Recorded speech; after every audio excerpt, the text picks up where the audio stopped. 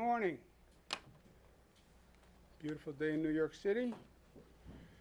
My mask matches my tie. Always a good way to start the day, even if it is coincidental. We have from my far right, Commissioner Tony Annucci, who is the Commissioner of New York State Department of Corrections. Tony has been with me from day one. He's done an extraordinary job. It's one of the hardest positions in state government, I think, running the correction system. And Tony's done an outstanding job, so I want to thank him. It's a pleasure to be with him today. To my immediate right, Melissa DeRosa, Secretary to the Governor. To my immediate left, Gareth Rhodes, Deputy Superintendent of Department of Financial Services, and Kelly Cummings to Gareth's left. Kelly, as you know, is Director of State Operations, and she has done a remarkable job. You know, this has been a stress test for governments all across the country. Government had to perform. It was not about just talking, right? It was not about rhetoric and pontification. It was about performance. And that's what government is supposed to be able to do. We lost sight of that for a long time. We thought government became a political exercise, and if you took the right political positions, then you did your government duty. No, no, no. Government has to work, it has to operate, it has to function. And we've seen under this COVID stress test what governments could actually perform and what governments couldn't perform. All those logistical things, setting up testing sites, coordinating labs, doing the contact tracing. It was hard. Government never had a challenge like that before, not in my lifetime. And I'm very proud of the way the employees of New York State government responded, and I'm proud of Kelly Cummings' leadership. Let's talk about today where we are. We're day 145. A bright sunny day. Good news, all good news. 706 hospitalizations, lowest since March 18th. Number of deaths, 13. We don't like to lose anyone, obviously, and they're in our thoughts and prayers, but that is also good news relative to where we were. 3-day average of lives lost is down to 8. That is good news. Number of tests yesterday, 69,000 tests, 811 positive. That's a 1.1% positive rate. That is also good news. You look across the regions of the state, you see all good news. You see a little tick in the capital region, it's the Albany capital region. We had just about 30 positives from one July 4th party. One party, 30 positives, 28 positives. You understand why we say one bad event, one bad group can be a real problem. One party, 30 people. Remember what we went through in New Rochelle. One super spreader, first hotspot in the United States. One person can make a difference. But all the numbers are good. You look across New York City, likewise, all the numbers are good. Because it's good, we then say good news. Data is clear. We congratulate New Yorkers because they climbed the highest and hardest mountain, and we are on the other side. The big caution, the but, is we don't want to climb any more mountains. It was not fun. It tested the character of the people of the state, tested the competence of the government, and New Yorkers did it. But we don't want to do it again. And we're wary of new threats that are on the horizon. And that is the bad news, is the concerning trends that we're seeing around the country primarily. And it's important that we learn the lesson of what we have gone through. This is not that COVID descended on us yesterday. It's been 6 months. In New York, we were ambushed. Virus came from Europe. Nobody knew. Nobody told us. We woke up one morning, and the spike was already happening. We were ambushed. That's not where we are today. It's been 6 months. We know what COVID is about. We've been talking about testing and tracing and quarantine. It's been 6 months. Let's at least learn the lesson of the past 6 months. Let's learn the facts of the past 6 months. We're still having this same inane political discussion. Well, you should reopen right away. No, that was never the question. And now we have 6 months of experience to know what happens when you do that, right? It wasn't about do we reopen or not. The question was always, yes, you reopen. Of course you reopen. You reopen as quickly as you can. But you have to be smart in how you reopen. You have to follow the science and the metrics. You still have today people who are operating politically suggesting just reopen. Just reopen. Even President Trump isn't saying that anymore. And he was the main booster of that theory, right? And we see what happens when you rush a reopening. We have the proof of 6 months of experiments. Some states reopened right away. Some states, New York, said no. Let's do a phased reopening. Let's study the metrics. And let's do it intelligently. And in the long run, that will be better, because if we just reopen immediately, we run the risk of the virus going up and then we have to close. That is exactly what has happened. It's not a question of political theory.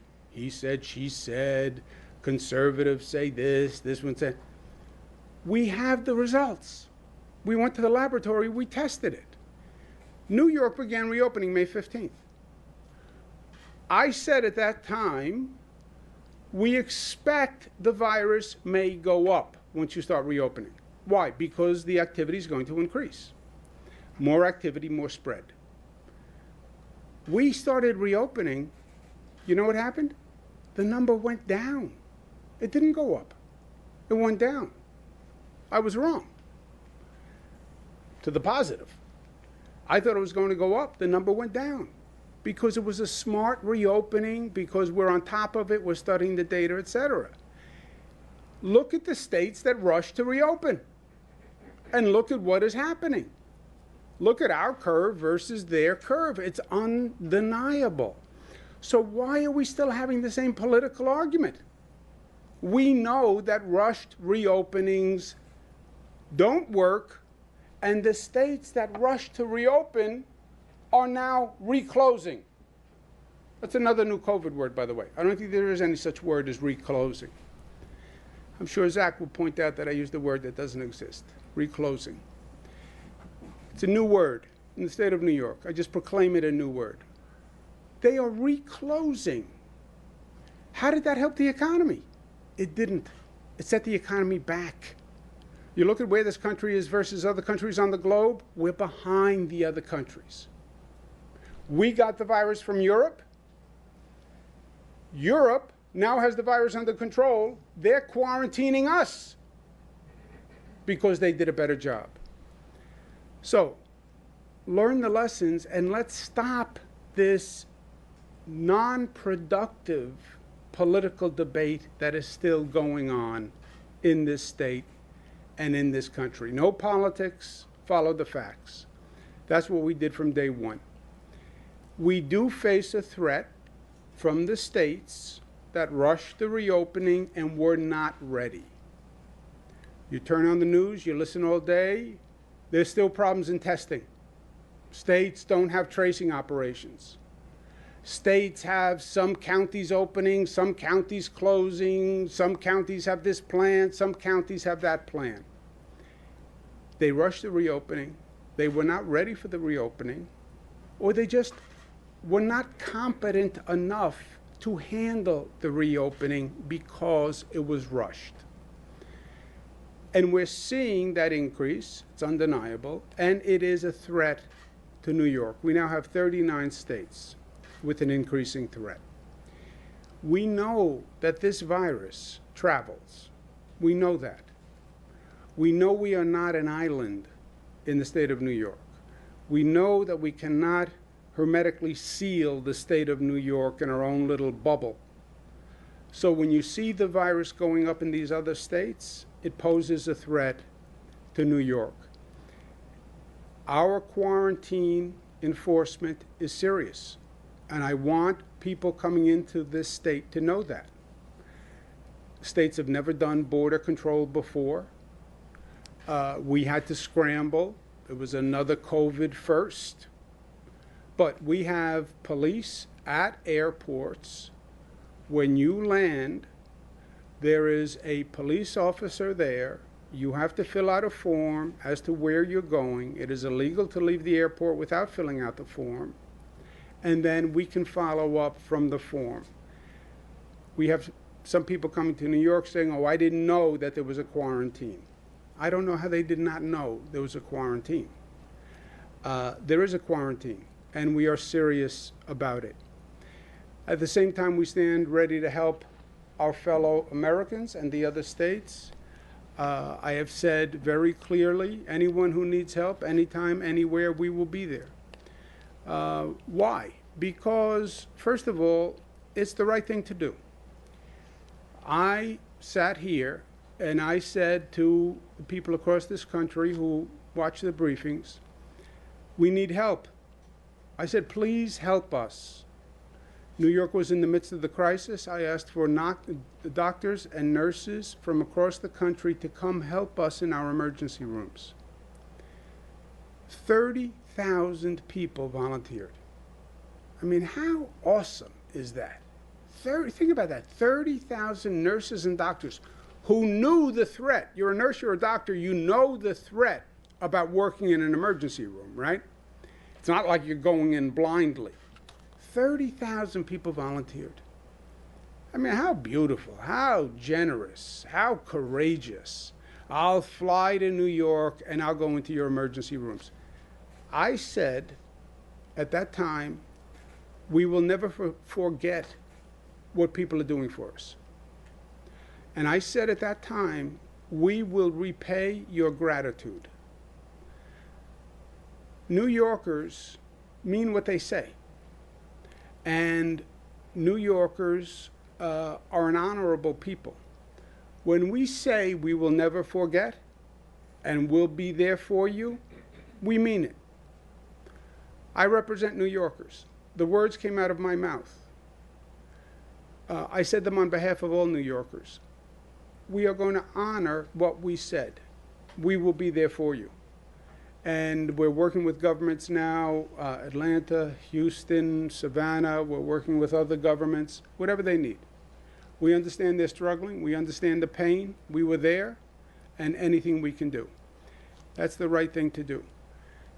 Also, practically, we know that if we don't control the virus in the other states, that we are then in danger of dealing with a second wave.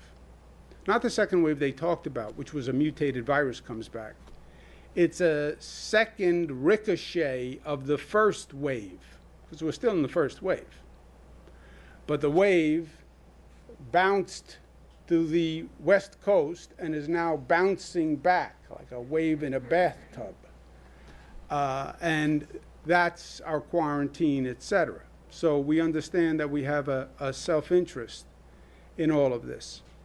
And the expression I like to use, a virus anywhere, is a virus everywhere. That's what we should have understood. That's what we should have understood when we first saw the virus in China. It wasn't China. It was a matter of days before it was here. And by the way, it was a matter of days before it was here. Also, we're monitoring a second threat, which is the rising COVID rates among younger people. You look at the age brackets, it's basically flat or down except for one group, 21 to 30 years old. And it has ticked up 4 points. That is a significant increase in a short period of time. And we know why. We have been talking about it. You can see it on the news. You can see it in the newspapers. You can see it in social media. It's not hard to understand what is going on. It's hard to deal with it, but it's not hard to understand what's going on. You get groups of young people. It's warm. They've been locked up for a long time. We like to socialize. I get it. You don't socially distance. You don't wear masks. The virus spreads, and it is happening. To young people, this is not the time to fight for your right to party. I respect your right to party. I fully respect it. I would enshrine it in the state law if you want to know. You have the right to party. But let's be smart about it, right? There is an attitude that young people are immune. You are not. 21 to 30, the virus can kill you. And if it doesn't kill you, you can bring it home and give it to someone inadvertently, and it can kill them. So they are laboring under false pretenses. And I've had dozens and dozens of conversations, and I've heard the most inane responses. They just don't know the facts. They are dealing with assumptions that are just not true. So first, the local governments have to step up and do the enforcement job. I understand it's not politically popular. I understand it's hard. Some parts of the state, we have health personnel, local health personnel who have gone in, who have been accosted. I understand that. But you have to enforce the law. Just because people don't like the law that you're enforcing doesn't mean you don't enforce the law. Send them with a local policeman.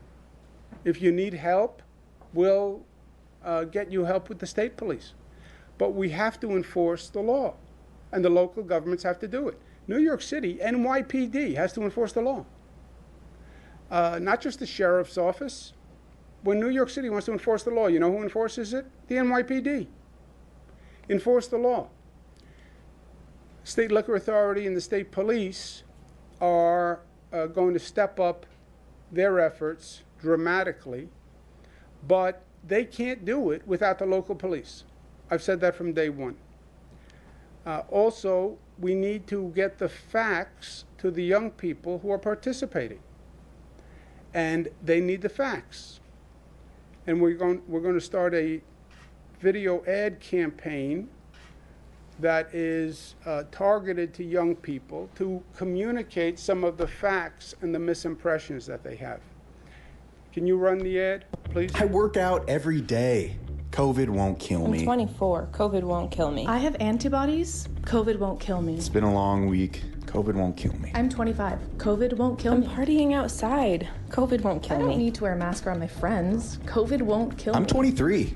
COVID won't kill me. If I haven't gotten it yet, COVID won't kill me. I'm young. COVID won't kill me.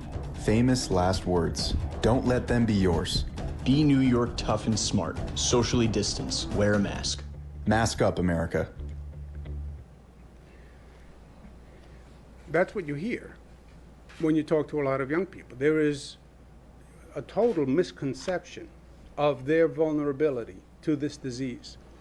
And we hope that makes a difference. Also, Washington is now discussing a supplemental bill to help with the COVID crisis. There's gridlock and dispute as to whether or not they're going to fund state and local governments to help. It's very simple. If they want to get this economy back running, you have to fund state and local governments. There is no economic model or research that says the economy is going to bounce back without funding state and local governments. The economic research says the exact opposite. Listen to Chairman Powell. Even the Wall Street Journal says the data shows if you don't fund state and local governments and they have to do dramatic cuts, that's going to hurt the economy. These Republican senators who say, well, they don't want to make the taxpayer pay to bail out blue states, Democratic states. initially, Democratic states are the states that had the most COVID cases. Not true anymore. You now have Republican states that are suffering worse than Democratic states, right? And this hyper-political Washington attitude, why should a Republican Senate give funds to Democratic states? It's not even true. It is the epitome of hypocrisy. These Republican states have been taking money from the Democratic states for years. For years. You look at who gives and who takes, if you want to get to that basis. New York gives $29 billion. New Jersey gives $18 billion. Massachusetts, Connecticut, California, they all pay more into the federal till than they take out. You know who takes out? The Republican senators who are making this argument. Virginia takes out $82 billion. Maryland takes out $42 billion. Senator McConnell, Senator Rand, we want to save taxpayers' money. You know how you save taxpayers' money? Don't take so much money out of the till. You take out $37 billion more than you put in. You want to help taxpayers? Put some of the money back that you have been taking for years. That's how you help taxpayers. Question of federal troops in New York City. The president has sent troops to Portland, Oregon. The president just sent troops to Chicago, Illinois. The president is talking about sending troops to other cities. The president suggested he would send troops to New York City, troops, federal agents, etc. I spoke to the president about it. I don't believe there's any justification to send federal troops or federal agents to New York City, and I told him that. There is no federal property that is endangered that could justify the federal government having to send agents. The constitutional law is clear on this. The nation does not have a federal police force to deploy in their discretion. Policing is left up to the states. The president and I had a good conversation. He said he would not be sending troops into New York City. He did not say period ad infinitum, but he said that we would talk before he did anything. And New York was not included yesterday in the announcement that he was sending troops into Chicago. If the president were to do that, of course, we would sue. I believe it's blatantly unconstitutional. But a lawsuit in this case would also not be highly effective as a short-term measure. There are numerous lawsuits. Portland, Oregon has sued the federal government. Mayors have sued the federal government. The lawsuits take time. And for that lawsuit to work its way through the courts, you'd be talking about a significant amount of time. I think if they sent in federal agents, I think it would be inflammatory. I think it would be pouring gasoline on a fire. And that's the last thing we need in New York City. So the president said he heard me. He said he wouldn't do it. He said that we would talk if anything changed. It was a good conversation, and I'm going to hold the president to his word, and I have no reason to believe anything other than that. And the president said if there was a change, we would have a conversation first. But I'll stay on top of this and monitor it, and we'll see where we go from here. But so far, the president has not said anything different than we had on the conversation. In the meantime, New York City must focus on quality of life and essential services.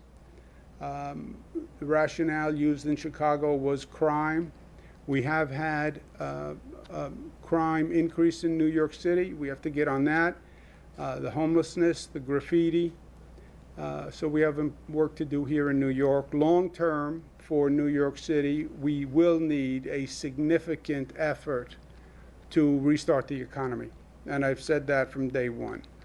reimagine the economy, rebuild the economy. You have a lot of people who left New York City when COVID was at its height. You then have this transformation in the economy where people were home for 4 or 5 months working from home, and they were introduced to a new way of doing business. And you're seeing businesses across the country starting to modify their behavior. Maybe I don't need to be in the city. Maybe I don't need all that commercial space. Maybe I can have half my workforce work from home. Maybe I can stay in my summer house and work from my summer house and not pay the New York City income tax. So this is a very delicate moment that we're in. You put on top of that the crime increase, put on top of that the scenes of looting that we've seen, put on top of that issues with the homeless, issues with graffiti. It's a bad combination that we're going to have to address. Now, one thing at a time, we have to get through the current crisis, which is dealing with COVID. And we have to make sure there's no second wave, et cetera. But we're going to have work to do to restart and rejuvenate the economy. There's no two ways about that. One of the best things we've done is the amount of testing that we have done. You look at these other states that are still having trouble on testing. They're having long turnarounds on testing. Testing is your eyes and ears in this situation. Everything is anecdotal without testing. You have the number of hospitalizations, but that is a lagging indicator, and it's too late when the hospitalizations are going up. The testing was the only facts to tell you where you were today, and you need facts, you need guideposts to plan your strategy.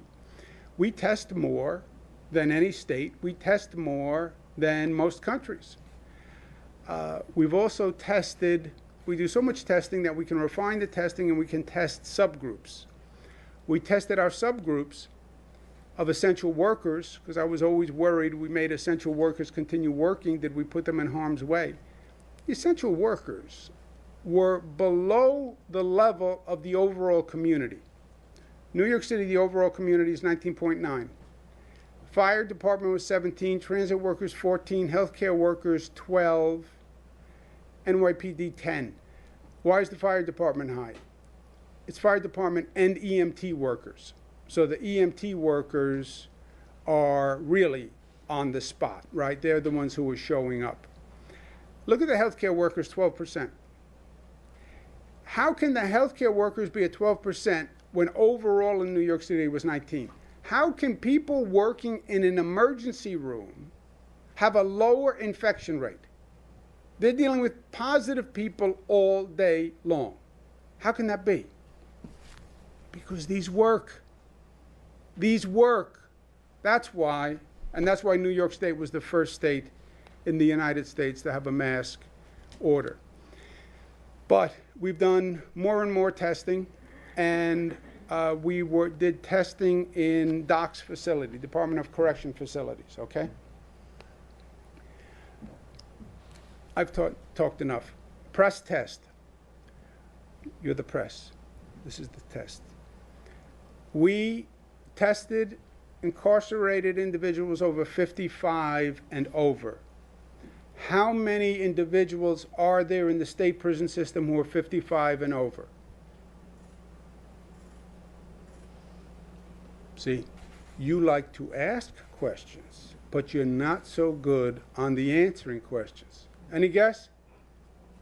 Come on. So, how many? 10,000. 10,000. 3,900, 55 and over. Why 55 and over? Because COVID affects older people more. What was the percent positive? How many people? Percentage is hard. How many people of the 3,900 tested positive? 3. How many? 3%. 3%? Any other bids, offers? I'd go lower. 20? How many people? What's your number? I'd go lower than 3. I'd say 2 or 1. 2 or 1? 1. 77 positives out of 3,900 people tested, which is 1.9. So I just want to applaud Commissioner Annucci, and I want to applaud Kelly Cummings. This is a congregate population, 55 and older. They were all asymptomatic, by the way, because symptomatic people had been tested. These were asymptomatic people, the entire population. So that was a job really well done. Because again, these congregate facilities are where we've seen a lot of trouble. So very good, because we are New York tough, smart, united, disciplined, and loving. Questions? Governor, regarding the situation, you said that you seem to speak to the president and successfully kind of held him off for doing something drastic, like bringing in federal troops or agents to assist with law enforcement. But then you said it is first on the state's part to act, or purview to act in a situation.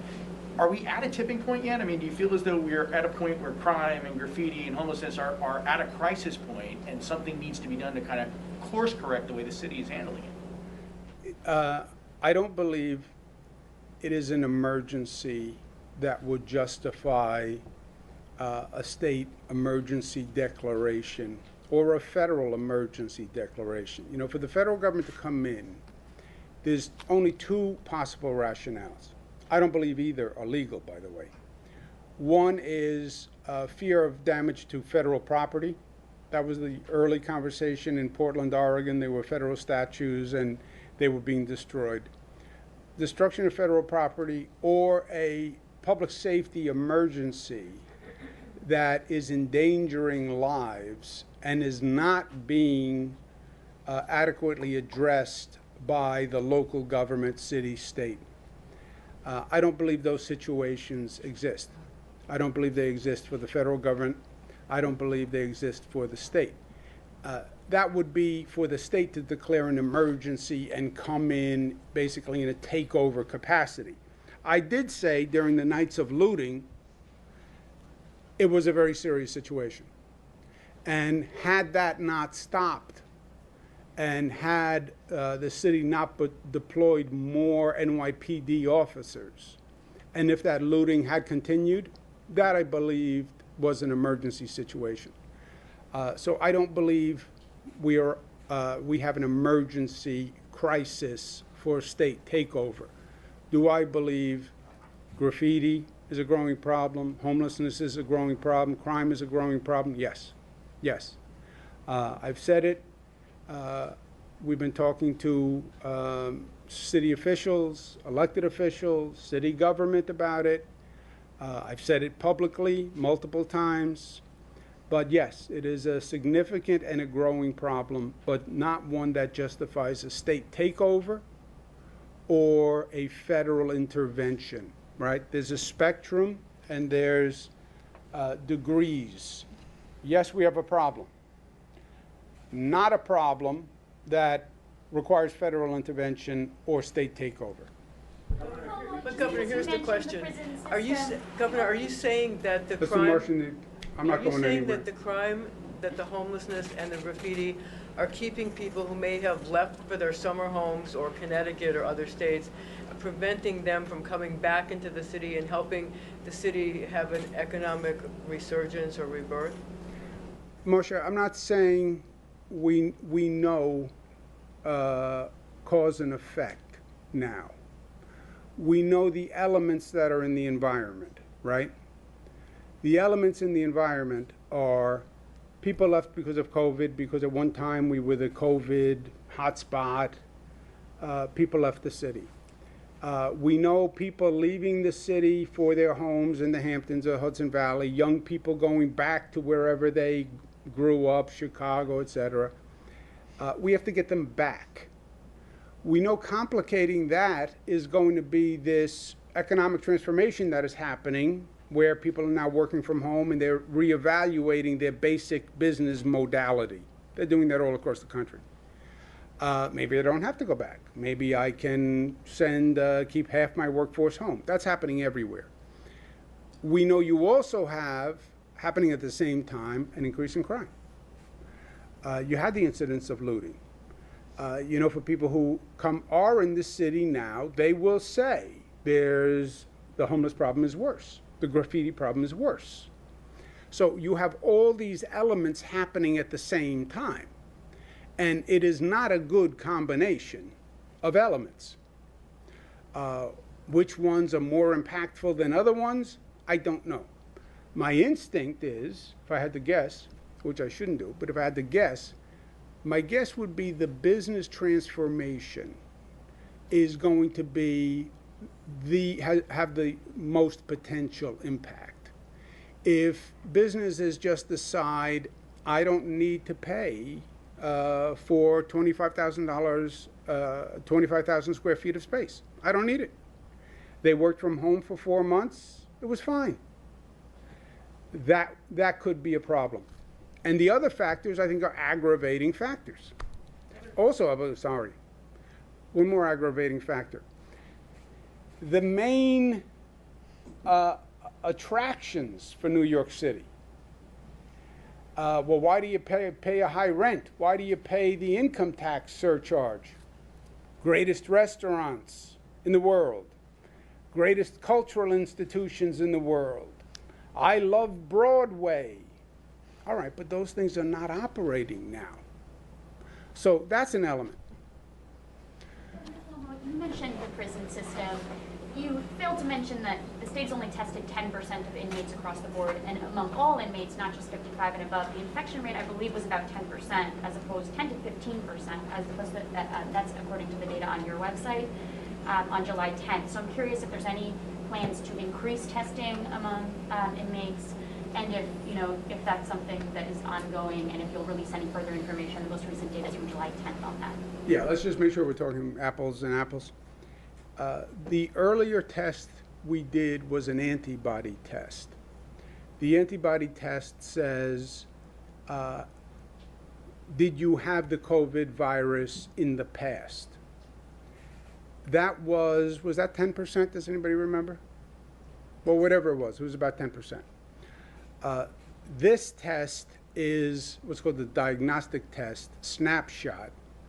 Today, this is what the infection rate is. We tested the 55 and over asymptomatic. We test anybody who's symptomatic. Asymptomatic 55 and over, just on the theory of, well, these people are in a vulnerable class. Let's see what is the percentage who are infected now but are asymptomatic. And those are the numbers we saw today. Is that right, Tony? Do you have that number for the overall population, or no, as of today? What number? Go ahead, Melissa. No, I just wanted to make clear. So all along, we tested prisoners by the same standard as we tested people outside of prisons, right? So if you had come into contact with someone who was known to have coronavirus, if you were symptomatic, then you got a coronavirus test, and then you either were hospitalized if that was necessary, or you were quarantined off, and you were then monitored as the virus progressed. So prisoners through the entire length of coronavirus were treated the exact same way as the general population. What the governor asked the docs to do, which they did, was every single prisoner who was 55 and over, regardless of whether or not they had been in contact with someone who had coronavirus, and all these people were asymptomatic, because if they were symptomatic, they were already being tested.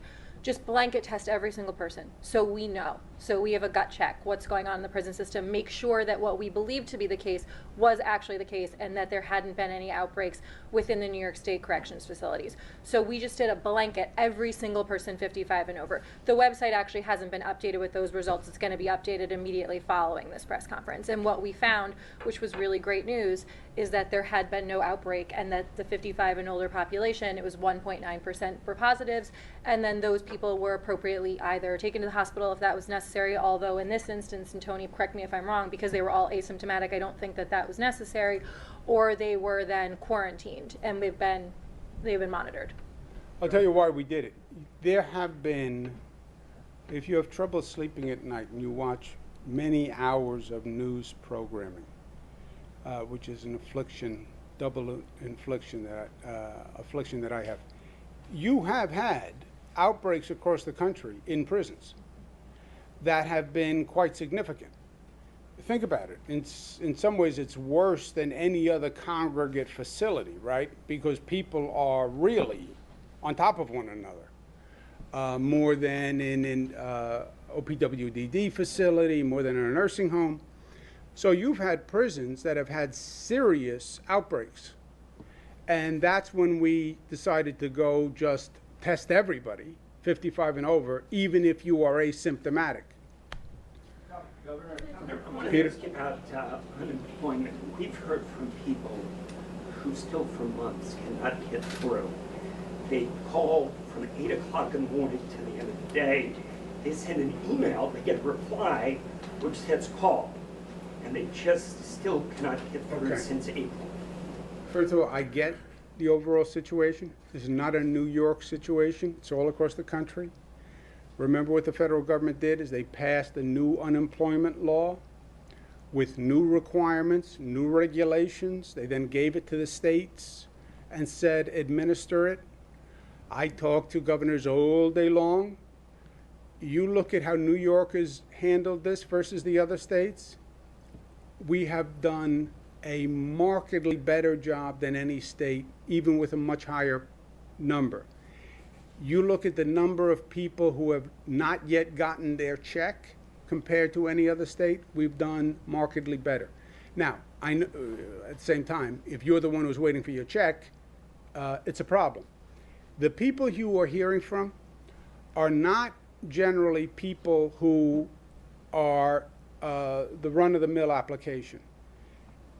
There are a lot of applications that are problematic. Not everybody gets a check. You have to meet certain federal requirements. Your income, your situation, your bank account. And we wind up with a lot of people who file, and then there's an issue. And look, you also have a real situation at the same time going on where you've had some massive frauds that have been going on.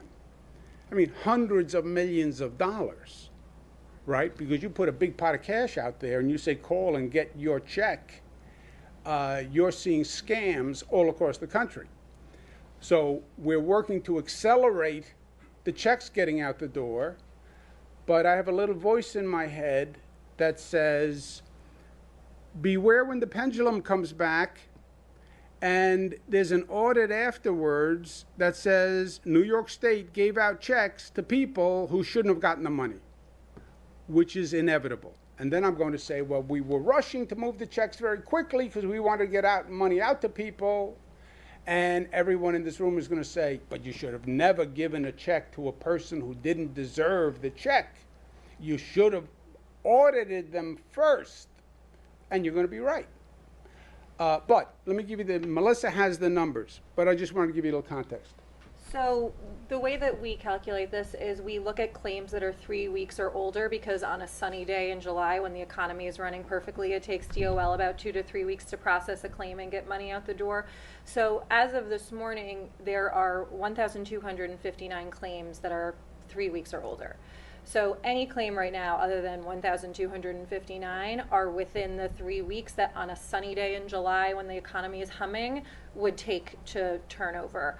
On the issue of the phones, I actually had thought that the system had greatly improved, and I would like to follow up with you afterwards to hear from you're hearing from and see if there's something specific we can do to address that. How many people have we processed? 3.2 million people have gotten $34.4 billion since the start of this. And Peter, of those 1,200, there are going to be issues with people. It's not everybody who asks for a check gets a check. So people who are dialing their phone all day, every day, can finally get through to somebody and say, hey, what's going on with my client? That is, Kelly, do you know? The call center, the calls actually have improved a lot. There was a glitch on Sunday night with some of the PUA claims, and it caused many people just this week to call. That was resolved, and people are now getting paid, but that caused a little bit. It was basically a technical error, but it has been resolved, so that there was an uptick this week. We're hearing this is not just this week. This is 2 weeks worth, call after call after call, nothing. To me, that doesn't sound right. Yeah, We especially brought because in- the numbers are Yeah. down so low. Of We people brought in who aren't Google to do a website. We hired 3,000 people, 3,000 to work the phones and the website. It's the volume was that incredibly high. And you have to check the financial information for every person. If you only have 1,200, how many were processed? There's 1,259 that are older than 3 weeks. 1,200 older than 3 weeks. And how many processed total? 3.2 million. 3.2 million processed. 1,200 over 3 weeks. And then what percent of those have issues that have to be worked out? Or, by the way, out of 3 million, what percent is the fraud going to be? Governor, we continue to hear from person after person about testing results taking more than a week. It happened to me, for example. And I know you've talked about the difference between the state and city labs and the national labs, but it's still perplexing for a lot of people to hear that, the average turnaround is 2 to 3 days when they're waiting sometimes up to 14 days. I'm wondering if you can elaborate on the discrepancy. Have you seen the average time gotten worse in the past few weeks since we last talked about that? And if there's anything else the state can do to speed up test results? Here are the facts. The testing, amount of time to get back a test is going up across the country. Period. Why? Because the national laboratories that do nationwide testing, Quest, LabCorp, BioReference, etc., they are getting overwhelmed with all these states who are now going to the national labs. Caveat: why aren't the states developing their own labs in-state? We have 200 labs in-state. They should be doing that rather than just going to the national labs. True, but that's more complicated. In New York, about 70% of the tests are done by national labs. There is no delay in that 70% of labs because we appropriate the tests among those labs depending on their volume. So if one lab is getting slow, we have 200 labs in the queue we can allocate among the 200. About 30% of our tests are done by national labs. That 30% is getting longer. It is, because it's running into the national backlog. Not a New York State backlog, but a national backlog. So 70% of the tests, no issue. 30% of the tests that were going to the national labs, they have slowed down because the national labs have slowed down. And the federal government is working on supply chain issues for the national labs, which is part of it. The states nationally have to do a better job of using their local labs to increase capacity. But that is going on. And Gareth can give you some specific numbers. Here's what's worse. What's worse is it's going to get worse because you're going to come into flu season. And right now, we have basically said to all the labs in this state, work 7 days a week, 24 hours a day doing COVID tests. And they are. Come flu season, that's their busy season. And they're going to start to say, we have to run flu tests also. The flu tests, we fear, we're trying to figure a way around this, but we don't have one right now. The flu tests will eat at the capacity for the COVID tests. That's compounding this fear of a second wave in the fall. But Gareth? If you look at how testing works in New York, we have about now over 800 testing sites. These are not labs, these are testing sites where if you want to get tested for COVID, you'd go there, sign up for an appointment, and they would swab your nose. And then each of those sites has to then pick a lab where they would send that specimen. So as the governor said, about over 70% of testing, those aren't going to the labs that have what you're seeing longer delays with. For example, we had about 69,000 tests yesterday. More than 50,000 of those did not go to the labs that are seeing long delays. And of those over 50,000, the average delay was about 2.6 days. The median is about 2 days. So yes, while you are getting those reports, and it's obviously any lag is not desirable, the majority of testing is in New York is happening on a much shorter time frame, which most other states right now can't say. And that's because of the work the governor did and to develop this huge network of labs here in the state that are doing that kind of testing. But Luis, those are your numbers. Let me just make sure I heard them right. We did 69,000 tests. Of the 69,000, 50,000 had a 2.6 day turnaround. 9,000 were longer, whatever that was. But 50 of the well, it's 50 to 69, so the other 19, right? The other 19,000, you're seeing between 6 and 10 delays, 6 to 10 day average delays. Now, you'll sometimes have longer than that. Sometimes you'll have shorter than that. The labs also can prioritize what kind of samples are coming in. If it's someone who is symptomatic, of course, there's testing required before people have elective surgeries. They can prioritize those as well. But again, the ideal form of testing is this rapid result, point of care testing. You get the result very quickly. Until we have that on a mass scale, we're always going to have to rely on a system where you're sending to labs. And the key here is that every state needs to do what New York has done and develop this internal network of labs. We have some labs that do 10 tests a day.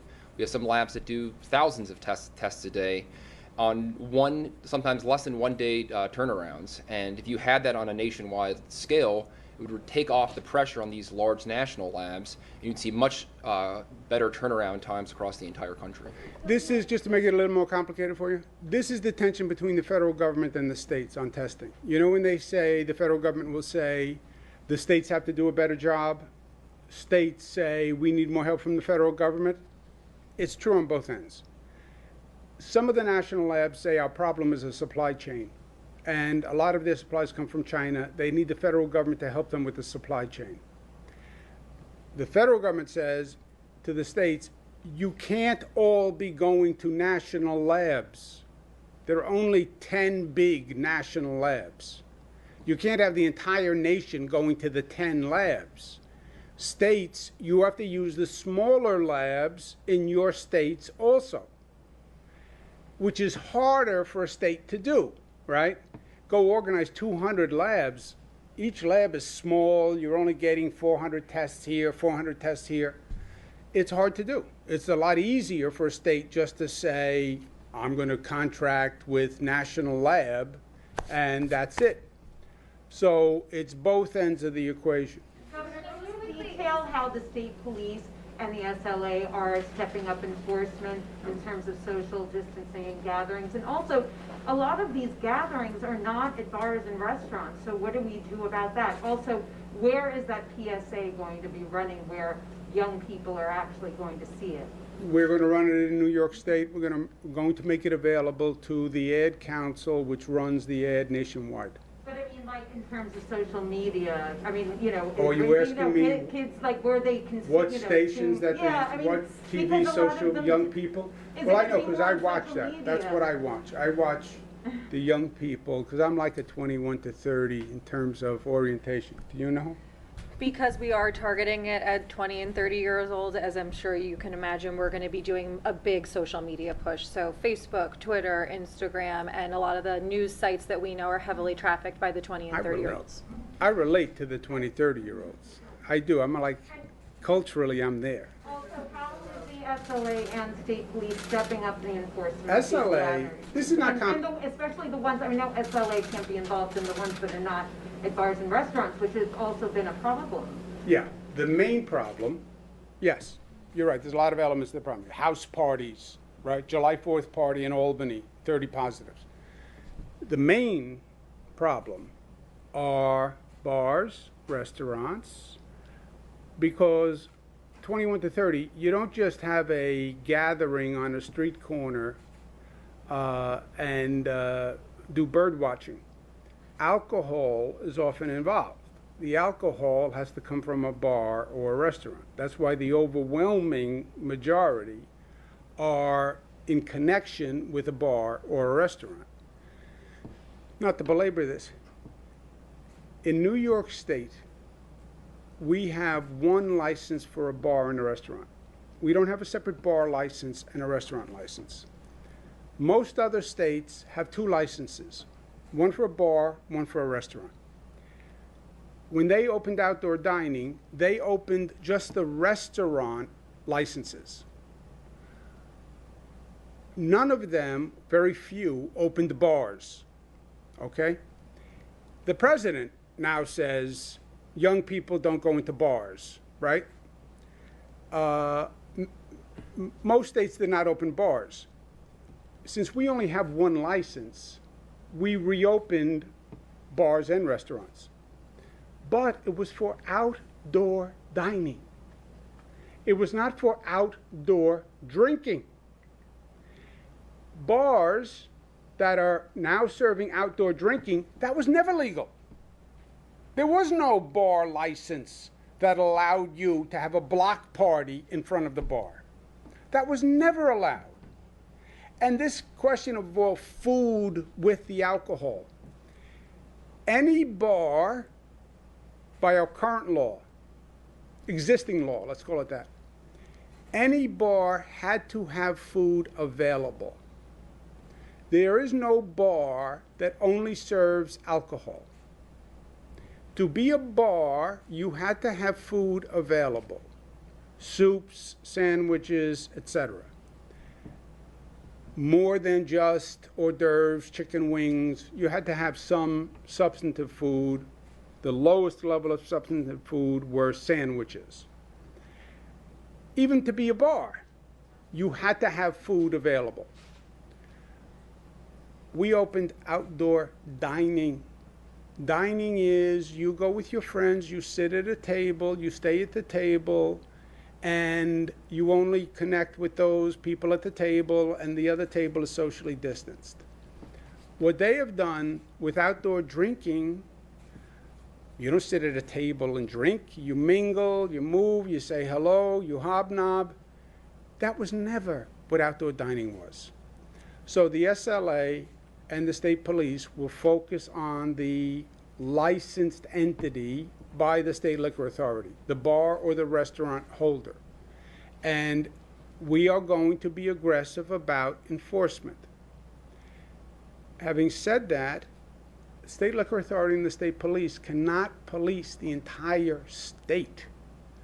I don't know how many thousands of bars we have. We need the local government to do it. We need the NYPD.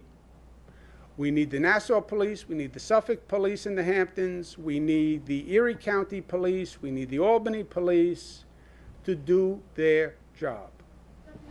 Yes, go ahead.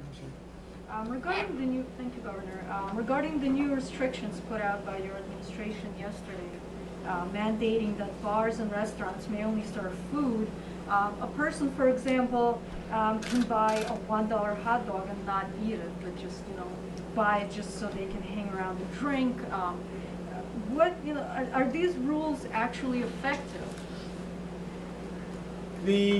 Well, there's a number of laws here. One of the laws is called the Open Container Law. You can't drink an alcoholic beverage on the sidewalk. Forget the SLA law. You can't drink an alcoholic beverage on the sidewalk. Zach violates it all the time. But it is illegal. So there are laws to enforce besides the SLA food law. But everybody knew what the difference between dining and drinking, right? It's a fundamental difference. Who didn't ask a question? Governor, regarding the elections, the upcoming elections, when do you plan on detailing what the states will do to ensure all absentee ballots are counted and safe? We are going to learn lessons from this last election. COVID has forced us to rapidly transition to all these new systems. You close down schools. We had to rapidly transition to remote learning. And frankly, the system wasn't perfected. And you see all these issues pop up. You couldn't walk into a hospital. We had to deployed to telemedicine. You saw all these issues pop up. You can't vote at a voting booth anymore. You can't be online. Everything by mail.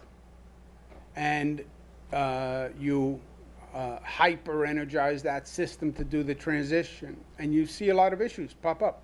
So we're going to study those issues, see how we can make it better. And then there's a whole electoral time clock by when ballots have to be mailed, et cetera. But I want these boards of elections to first learn some lessons from all the things that went wrong and take some time to correct them before we do it again. Follow-up question? Good. Last question. Governor, I have a follow-up question. And I don't mean to be... follow-up, important, really. You Okay, gotta take Governor, it. can I just ask about, because I know what you said about the bars and restaurants for the last week, but I think there's still some confusion out there. A block down from me on 57th Street, there's a bar. They have tables, nice partitions in between. You order a scotch and soda. They come and they bring a scotch and soda to you on your table and they sit down. What you're saying now is that's illegal? No. That is outdoor. We facilitated outdoor service for bars and restaurants. There was no outdoor bar service really, right? We expanded that greatly to deal with these issues of people want to socialize and the restaurants were dying. Any bar has by the current license, they must serve food. You go to the bar, you sit down at a table, you look at the menu, you order your scotch and soda, and you order what they had to have on the menu, soup, salad, etc. Fine. That's fine. Okay, but they don't have a menu for food, so they're illegal. No, they do. They must, by their license, have food available. They must. Even a bar, the old corner bar that Zach used to go to. By a bar license, you have to have food available. By a bar license. There is no bar that can just serve alcohol. Going back, follow-up question for Ms. Kramer, because you can't say no. I can't say no. You can say no. You can say no, but... Yeah, but then you know what deal with happens. me. Yeah, So I know. anyway, it's on graffiti. There's been a huge increase in graffiti in New York City, not just on public buildings, but everywhere. You go into every neighborhood, there's graffiti everywhere. New York City zeroed out the dollars to clean up the graffiti on private buildings. There's $0 for it. Plus, 311 has decided to stop taking any complaints about graffiti. How is that a good idea, and how is that going to make the city come back? Look, I mentioned it in my presentation, right? So I raised the issue before you raised it with me in your follow-up question, just from time. Yeah, it's got to be clean. It's graffiti. We've handled these issues before. Graffiti is not COVID. It's not. It's spray paint on a building. We've had it for many years. We had it on trains. We had it on buildings. We had it on walls. You enforce the law. It's illegal to do graffiti. Enforce the law. And when you miss it, clean it up and take it off, like we used to do. How do you clean it up? Well, look, there's money to do what you need to do. And graffiti sounds like a little thing. It's another sign of decay. And what we're trying to do is say to people, New Yorkers on the way back, New York did a great thing in handling COVID. You look at our numbers compared to everywhere else, nobody did what New Yorkers did. And New York City is coming back better than ever before. We understand the challenges. And people need to see that progress. They certainly don't need to see deterioration. And graffiti is something we can handle. We're not talking about curing COVID. Get the graffiti off the building. Detergent, power washer, brush, get the graffiti off the building. I'm telling the mayor, the cleaning up the city is important. You have a lot of negativity in the air now. Positive, progress, move forward. Thank you, guys. I'll see you again. I'm not going anywhere. Always a pleasure. Always a pleasure. That's a legislative change that has to be made by the legislature. I would support the legislative change. What's wrong with Cuomo chips? What's wrong with Cuomo chips? Yeah, what's versus the Cuomo chips? Don't you like Cuomo First of all, how did I get associated with chips? I don't know. There's nothing wrong with Cuomo chips. I enjoy them. They do not suffice in the existing law as a bar serving food. This is a law going back to the old days. The bar had to have food available, soups, sandwiches, even Cuomo chips were not enough. Thank you, guys.